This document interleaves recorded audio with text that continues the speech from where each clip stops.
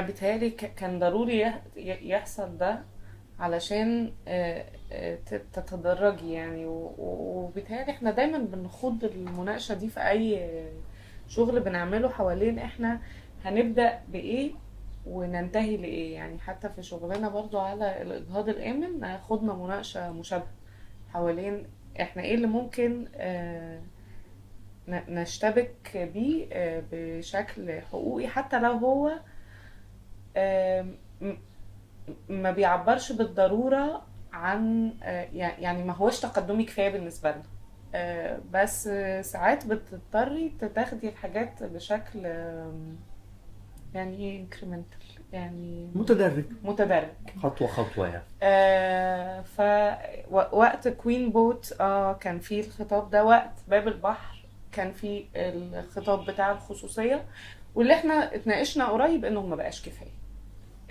لانه من ناحية انت بتتدرجي وبتبقي مهتمة، يعني حساسيتك لجمهورك بتخليكي من ناحية ممكن ساعات تقللي التون بتاعتك، بس كمان مهم انك ما تفضليش دايما مبتزة بانه احنا في مصر، وده مش بالضرورة حاجة مناسبة، لانه احنا كنا بنتكلم انه ساعات النوع ده من طرق التفكير بيخليكي ورا الناس.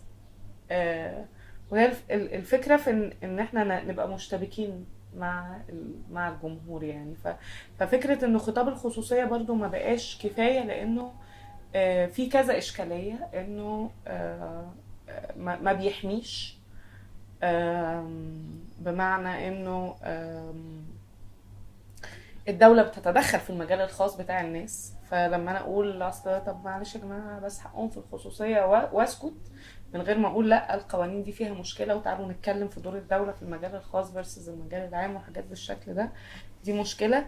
في مشكلة تانية ليها علاقة بانه الاكتفاء بخطاب الخصوصية بيدي مساحة من قبول اشكال من رهاب المثلية. ف فكرة اللي هو هم احرار بس طول ما هم بعيد عني، اصلا انا مش عايزه اشوف اصلا اللي هو كانك بتدي الحد اللي هو فكره انك تقول مثلا لحد انت من حقك تعمل اللي انت عايزه، بس مش من حقك تبقى زي ما انت عايز. يعني يعني الفرق ما بين right to be and right to do يعني، او حاجه يعني.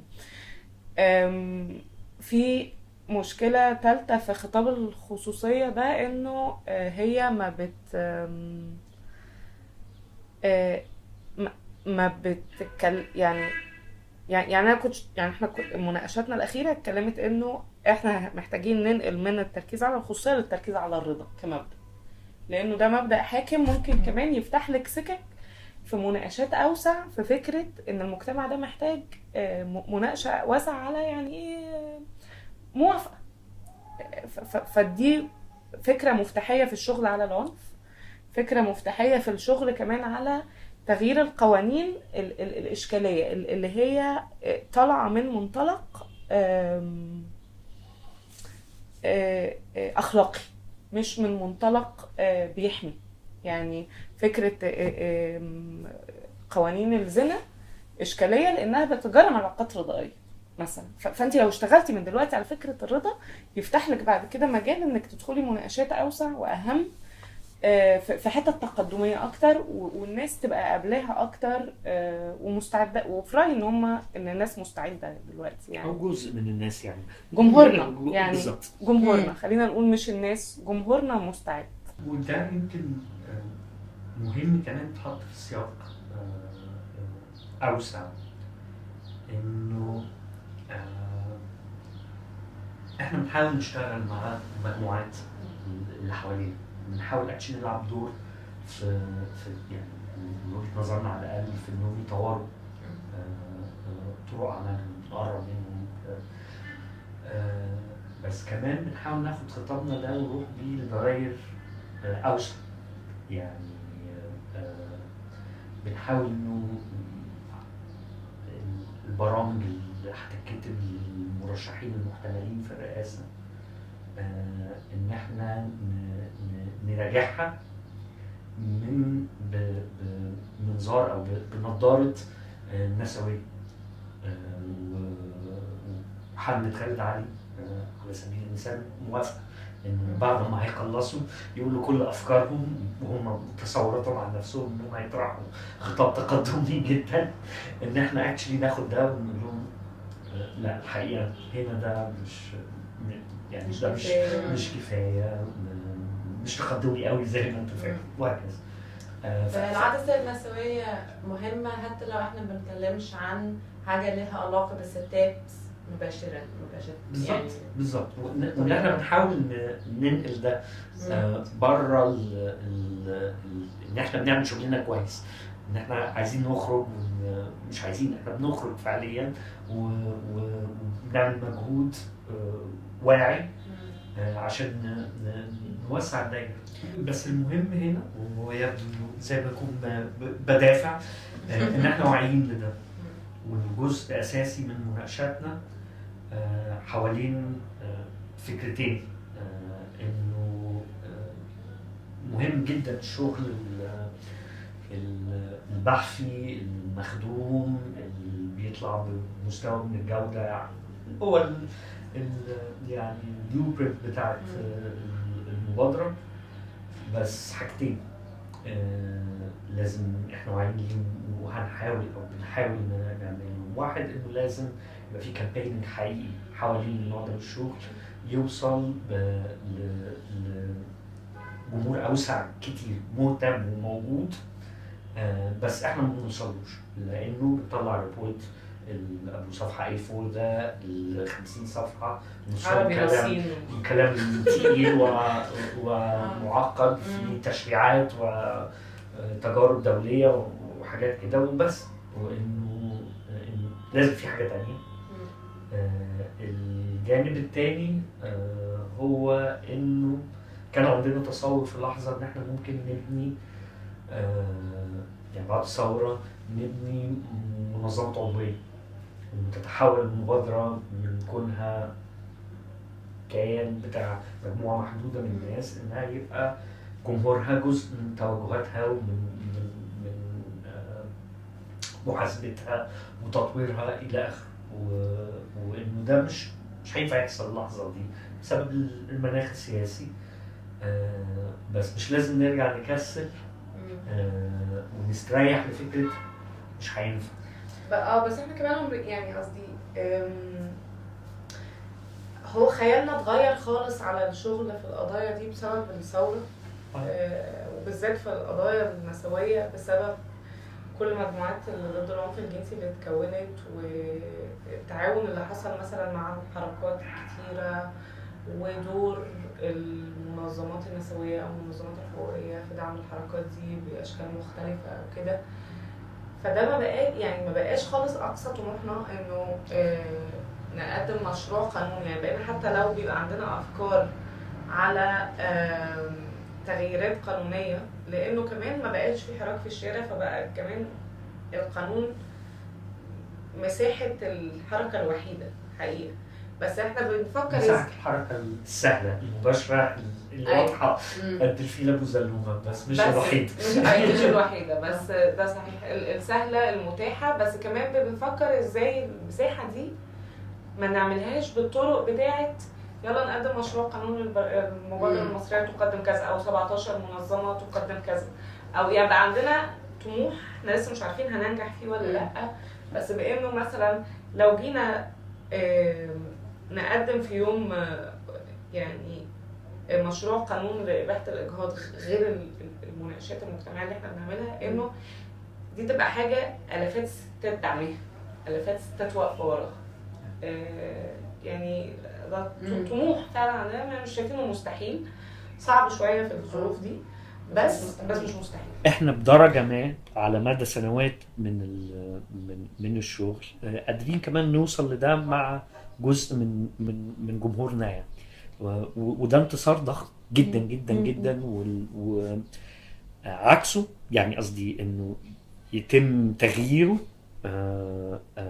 في رأيي صعب وصعب جدا، رغم ان الدولة بتشتغل عليه بشكل منتظم وقوي جدا جدا جدا، يعني مسخره له كل امكانياتها، الا انه عشان نرجع لورا كتير حاجه صعبه. حتى وان بدا على في قضايا كتير جدا انه إنه المجتمع بيتجه في ناحيه محافظه.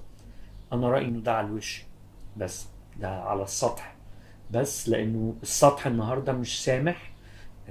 بنشوف ازاي، بنشوف من اعلام من انه ده مش سامح الا بالتون ده. ولما هتيجي اللحظه اللي جايه هيبان قد ايه انه التغيرات العميقه دي اللي حصلت على مدى سنوات وتغيرات تقدميه لسه موجوده وقويه بس طبعا وبخير. يعني متشائمة شوية أكتر من جاسر في إنه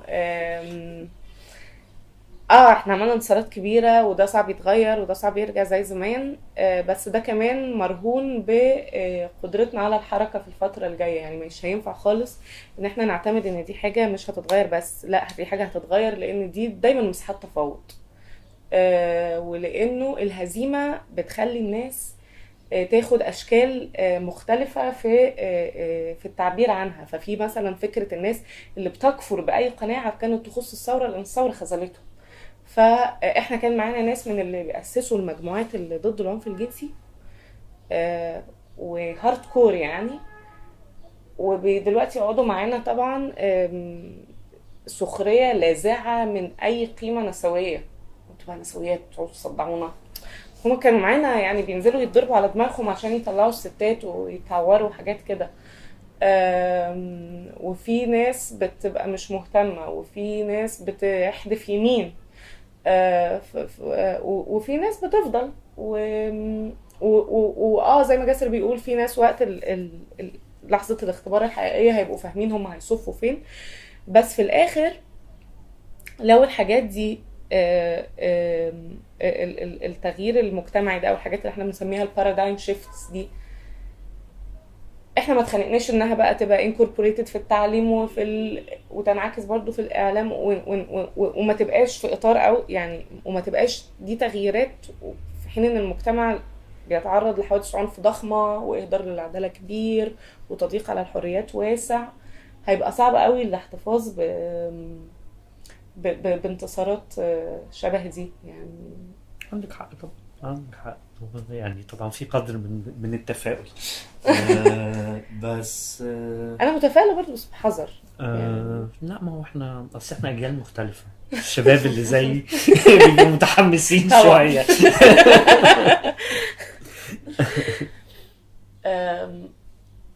يعني زي لما انتوا كتبتوا كده بعد الحجب انه احنا بننتمي للهامش واحنا هنرجع له، بس هو في حاجة مهمة ان احنا نميز انه الهامش بتاعنا ده اكثر اتساعا بكتير من الهامش اللي احنا انطلقنا منه. فاحنا حتى واحنا بنشتغل في الهامش احنا بنكلم ناس اكتر، ودي حاجة مش مفروض نقلل منها يعني. ومهم كمان ان احنا نبقى فاهمين بغض النظر عن هو الهامش قد ايه ان هو هامش مؤثر بالظبط وبيقود، ودي اهم حاجة. عمر ما يعني تصوري على الأقل عمر ما أغلبية مجتمع بالذات مجتمعات في مرحلة دي من تطورها هيبقى الأغلبية فيه تقدمية. بس في مجتمعات كتير الهامش قادها في اتجاه أكثر تقدمية، وهو ده أتصور إحنا يعني هو ده بالظبط اللي إحنا بنحاول نعمله. يعني بالظبط تبقى هامش مؤثر، وده اللي بنحاول كمان نبص عليه في التقييم. يعني انه يعني فكرة انه يعني من تبع السياسة مات هما. يعني قصدي لو فضلنا نبص على المسرح نفسه يمكن ما نشوفش حاجة مضيئة، بس يمكن المضيء في الورق في الكواليس فده برضو اللي بنحاول ان احنا نبص عليه. انه يعني بقى كان الناس ما بتوقفش فعلا في التغييرات اللي بتحصل دي حتى جوه ما يسمى بكوت ان كوت الدوائر التقدميه او الدوائر السياسيه او بتاع. ما بيوقفوش مثلا ضد انه في اول 2011 حقيقي ما كانتش الحاجات دي مطروحة خالص، وكانت تعبير ناس تقدميين عن رهاب المثلية حاجة عادية جدا جدا. بالظبط زي اللي كنت بوصفه في الحركه الحقوقيه في كوين بوت. الناس ما كانتش حاسه بمشكله في اللي هي بتقوله نهائي، انه اصل انا ما بحبهمش فده يقفل الموضوع يعني. اصلا ما بحبهمش وما بحبش ابقى حواليهم. اصل يعني انا فاكره مثلا في 2011 كنا يعني في مناقشه عاديه يعني، وفي واحد اديب بدا يتكلم بشكل فيه يعني رهاب مثليه واضح جدا، فانا بدات اتخانق، فصحابي حكيتك بقى دي والناس اللي بتدافع عنهم طلعوني بره. نفسهم دول صحفيين صحابي يعني السنة اللي فاتت مثلا في اليوم العالمي ضد رهاب المثلية، ده التحقيق اللي احنا عملناه ضد رهاب المثلية يعني. ما حد يعني انت ما بتوقفيش عادة قدام الحاجات دي، بس دي الحاجات الحقيقة اللي مهم ان نقف قدامها شوية، بغض النظر حتى بيحصل ايه على الصعيد السياسي اللي هو ممكن ما نأثرش فيه حتى في المدى المنظور يعني. يعني بالذات في شغلنا على القضايا اللي تخص الجنسانية دايما واعيين انه يعني من زمان قوي، من قبل الثورة حتى احنا متنبهين انه احنا مش عايزين نقع في خطاب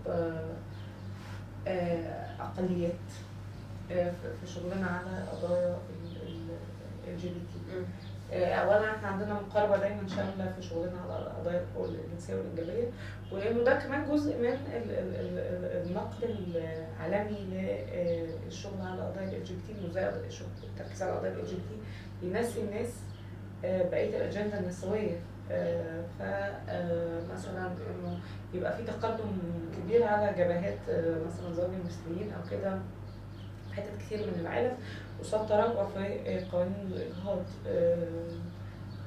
وازاي ده بيبقى شكل من اشكال احتواء الحراك او كده يعني. فاحنا دايما بنبقى مدركين انه جزء من شغلنا ده له علاقه بالتثقيف الجنسي، لان دي حاجه احنا مصرين عليها، بنعمل ده من شغلنا على الاجهاض، وبنعمل ده من منطلق حقوقي ونسوي، مش بس حقوقي يعني عندنا اهتمام بخطابنا النسوي في الحته دي عامل ازاي، وبالحاجات اللي ليها علاقه بالتقاطعيه، انه جوه المجتمعات دي الترانس الستات مضطهدين اكتر من الترانس الرجال، والافقر اكتر من الاغنى، واللي مش متعلمين اكتر من المتعلمين، وهكذا يعني.